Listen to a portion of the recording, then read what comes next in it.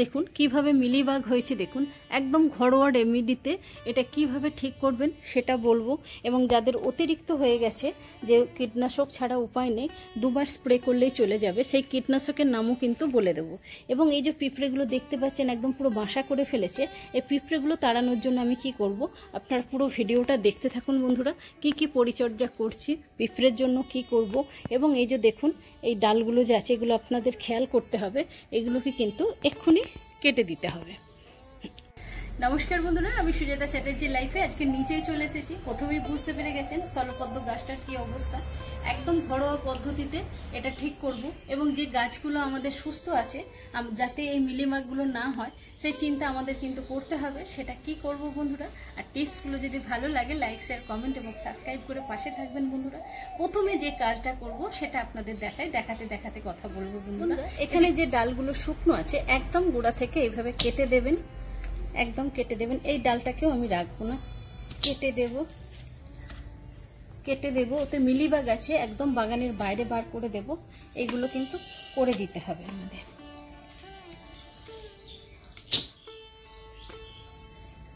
সঙ্গে সঙ্গে ফাঙ্গিসাইড লাগিয়ে দেবেন বন্ধুরা। দেখুন এখানে যে ডালটা কাটিং করছিলাম, দেখুন গাছের ভেতরে এরকম কিন্তু এগুলো ডাইব্যাক হয়ে যায়। এগুলোকে আমাদের কিন্তু একটু বেশি করে কেটে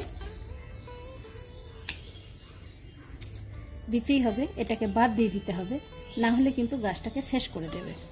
এগুলো কিন্তু আমাদের বাগান করতে গেলে একটু খেয়াল রাখতে হবে।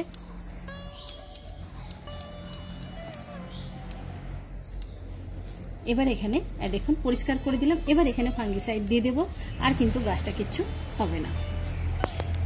তো ভালো করে বন্ধুরা এখানটা ফাঙ্গিসাইড কিন্তু বেশ পুরো ডালটা জুড়ে এরকম নিচের দিকটা বা এরকম গোটাটা দিয়ে দেবেন।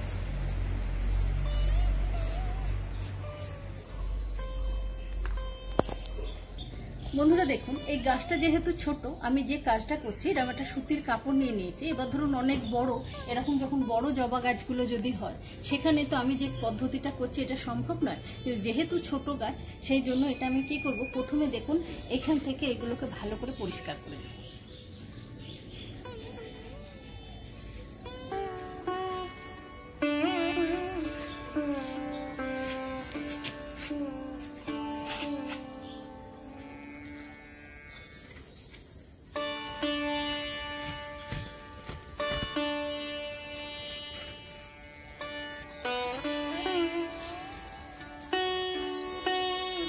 দেখুন ভালো করে দেখুন, আমি কিন্তু পুরোটা পরিষ্কার করে দিয়েছি।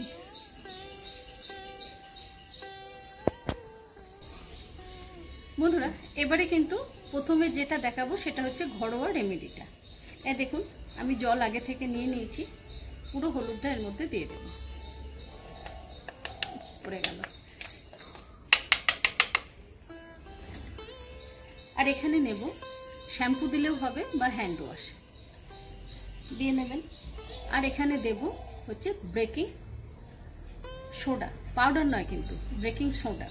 হলুদটা বন্ধুরা 5 গ্রাম মতো হবে, এটাও কিন্তু ওরকমই একটু কম হবে, 4 গ্রাম মতো হবে। এটা দিয়ে দিলাম। এটাতে দেওয়ার উদ্দেশ্য হচ্ছে স্প্রেয়ারগুলোতে আটকে যায়, হলুদেতে কিন্তু দানা দানা থাকে, এটা ভালো করে ঝাঁকিয়ে নেব একদম পুরো গাছটাতে। এবার দেখুন ভালো করে এরকম করে চান করিয়ে দেবেন।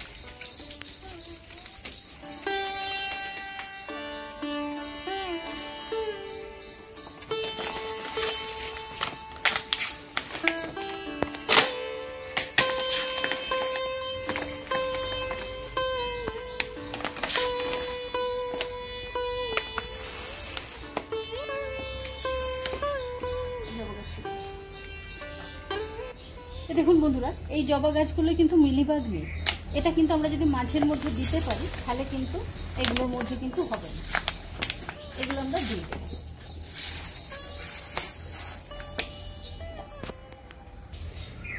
দেখুন পুরো চান করিয়ে দিয়েছি, একদম এরকম ভাবে চান করিয়ে দেবেন।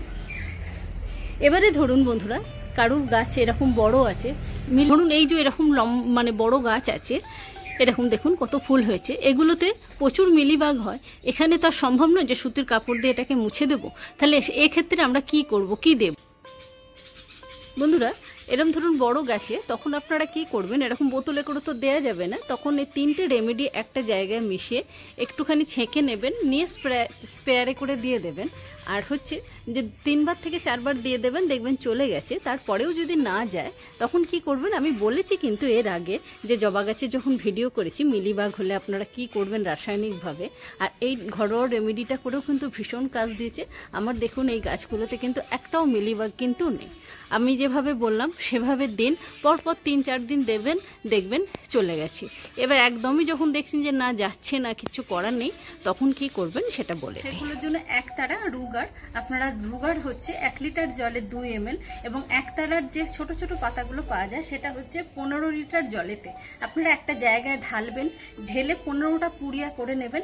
1 লিটার জলে একটা পুড়িয়া দিয়ে 2 ml রুগার দিয়ে পরপর 2 দিন বাদ স্প্রে করে দেবেন। তারপরেতে আপনাদের কাছে যদি মিরাকুলাম থাকে, 20 থাকে, 19 থাকে, একটা স্প্রে করে দেবেন, দেখবেন যে সব কিন্তু মিলিবাগ চলে গেছে। এবং এই রুগারের দাম নেবে 80 টাকা, 80 থেকে 60 টাকা, আর একতারার দাম নেবে বন্ধুরা 25 টাকা। এটা কিন্তু অন্যান্য গাছের ক্ষেত্রেও, আমাদের যে পোকামাকড় লাগে, সবজি যে লতানে যে জাতীয় মানে ডগগুলো দেখবেন কুঁকড়ে যায়, সেগুলো অনেক সময় ডগগুলো বাড়তে চায় না, এটা স্প্রে করে দিলেও কিন্তু ডগগুলো কিন্তু একদম তাড়াতাড়ি তত্তরিয়ে কিন্তু বাড়বে বন্ধুরা। তাই রুগার আর একতারা কিন্তু একটা আমরা যারা বাগান করি তাদের জন্য কিন্তু, এবং মিলিবাগের জন্য অবশ্যই রাখা উচিত বন্ধুরা। বন্ধুরা বালিটা আনতে ভুলে গেছি, এই যে ক্লোরোপাইরিফসটা আছে এটা নিমাটোডের পাশাপাশি কিন্তু পিঁমড়ে তাড়াতেও সাহায্য করে। বালিতে 1 চামচ মিশিয়ে 4 চামচ মতো বালি নেব, 4-5 চামচ, তাতে 1 চামচ মতো এরকম এই লিকুইডটা মেশাবো, ক্লোরোপাইরিফসটা মিশিয়ে আমরা কিন্তু এরকম করে দানাটা ছড়িয়ে দেব, তাহলে কিন্তু পিঁমড়েগুলো চলে যাবে। তাহলে কেমন লাগলো ভিডিওটা অবশ্যই আপনারা জানাবেন। সবাই খুব ভালো থাকবেন, সুস্থ থাকবেন, সবুজের সঙ্গে থাকবেন বন্ধুরা। আর কিছু জিজ্ঞাসা থাকলে কমেন্ট বক্সে কমেন্ট করবেন। আজকের ভিডিওটা এখানেই রাখলাম, আবার অন্য কোনো ভিডিওতে আপনাদের সঙ্গে দেখা হবে, কথা হবে।